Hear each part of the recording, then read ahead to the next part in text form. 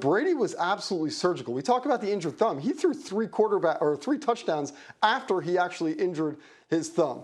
But it was just the way that he did everything he wanted, whenever he wanted, whether it was, I'm going to throw a deep ball right now, or you know what, I need a methodical 7-minute drive for a touchdown. We'll go ahead and do that now.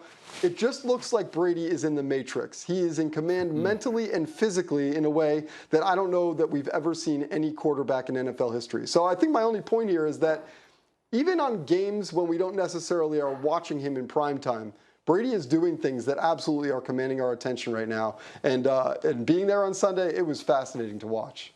Wow. You just look at those highlights, and it almost looks like a spring practice from college where guys are just tossing the ball around, making catches. Nick, totally.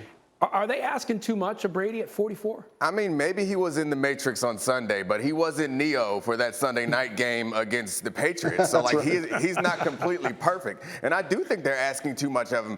He's not an eternal. He's not a superhero. As impressive as he has been, I understand that betting against Tom Brady will have you looking embarrassed at some point. But I'm going to go with the fact that he is 44. And they have him throwing the ball 10 more times a game than he ever has in his career. They're asking a lot of him. And yes, he's going to put up big numbers right now, but by the time we get to the end of the season, and we saw it last year, he wasn't playing his best football in the playoffs. By the time we get to the end of the season, I suspect that there will be some deterioration on Tom Brady's performance. He will no longer be in the matrix at that point, which doesn't mean they can't have success. They did it last year when he was playing poorly in the playoffs. The biggest plays in all their playoff games up until the Super Bowl were defensive plays. So he can still be good, but let's cool it. I don't think Tom Brady's about to win an MVP or break his own personal records that he set back with Randy Moss. Oh, go ahead, Nico. Jump in. What a hater. Oh, well, Jeff, go ahead, Nico. What do you think?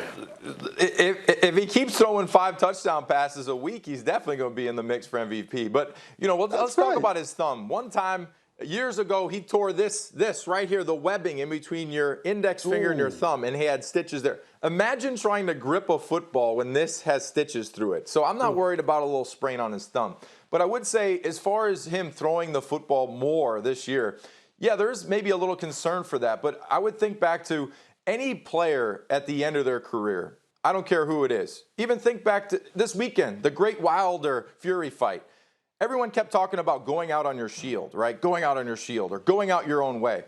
I don't think a quarterback wants to go out any other way than throwing that football and slinging it. And how many more years does Tom have? We don't know. He says he wants to play till he's 50, but let's be realistic. We don't know. Nobody knows. Tom doesn't even know. It's year to year after a certain point. So for him right now, throwing 5 touchdown passes, throwing the ball 40 to 50 times, that's pretty much a quarterback doing it the way he wants to do it and handing the football off. I don't think a quarterback wants to do that at the end of their career anyway. So let Tom go out there and throw it 50, 60 times. He'll be fine.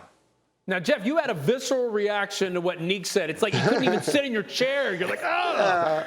Go ahead. I mean, I'm just in part trying to give him a hard time because we all know that I'm a Brady apologist. But in all seriousness, the one thing I will say in his defense is that if you did watch that game the other day, he was at times literally like, not, you know how like a quarterback will bounce in the pocket because he's going to move into it.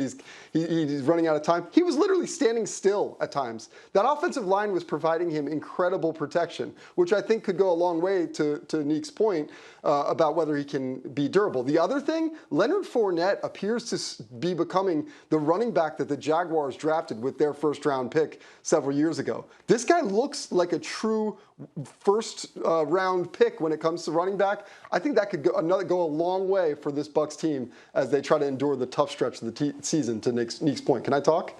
Gosh. You made your point. It's still football. In that game where he was so safe, Brady, you know? the game where he was so safe, he still hurt his thumb. Like, it's football. And with that secondary, I don't know how many handoffs Leonard Fournette is going to get if they can't stop anybody from scoring. Now, the Dolphins is one thing, but going on, it's going to be interesting. We'll see. I'm not a hater. No. I believe in Tom Brady, but I also believe in the entire history of everything else in the world. And he defies that. See, they got everything. They got their problems, but Tom Brady is the one guy who can defy history.